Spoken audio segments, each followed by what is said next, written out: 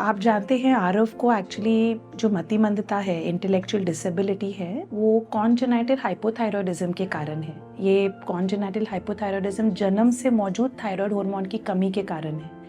And आपका सवाल सही है, अगर इस बीमारी को हम जन्म पर ही पकड़ लेते और जन्म से ही इसका इलाज चालू होता तो ये बच्चे का IQ आज नॉर्मल भी हो सकता था। आइए आज के सेशन में हम न्यूबॉर्न स्क्रीनिंग या नवजात स्क्रीनिंग की चर्चा करते हैं। नवजात स्क्रीनिंग ये न्यूबॉर्न में होने वाले पहले 1 या 2 दिन के टेस्ट को कहते हैं।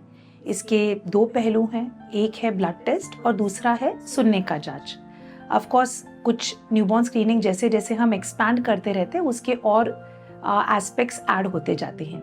जो ब्लड टेस्ट का एस्पेक्ट है वो आपके डॉक्टर बच्चे के हील से, बच्चे की एड़ी से केवल 5 ड्रॉप ब्लड लेते हैं फिल्टर पेपर पे, और आपको ये जान के हैरानी होगी कि केवल इन 5 बूंदों से हम कितनी सीरियस बीमारियों का पता लगवा सकते हैं, जैसे कि congenital hypothyroidism, congenital adrenal hypoplasia, sickle cell disease, galactosemia, organic acidemia, fatty acid oxidation disorders.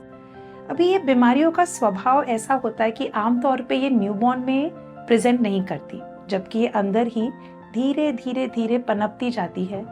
एक पॉइंट पे जब ये बीमारी बाहर दिखती है तब हम इनका शक करते हैं, इनको डायग्नोस करने का प्रयत्न करते हैं। अनफॉर्चुनेटली कभी कभी डिलेड डायग्नोसिस के कारण जो ट्रीटमेंट विंडो होता है वो मिस हो जाता है और फिर या तो ट्रीटमेंट अधूरा साबित होता है या अनसक्सेसफुल साबित होता है।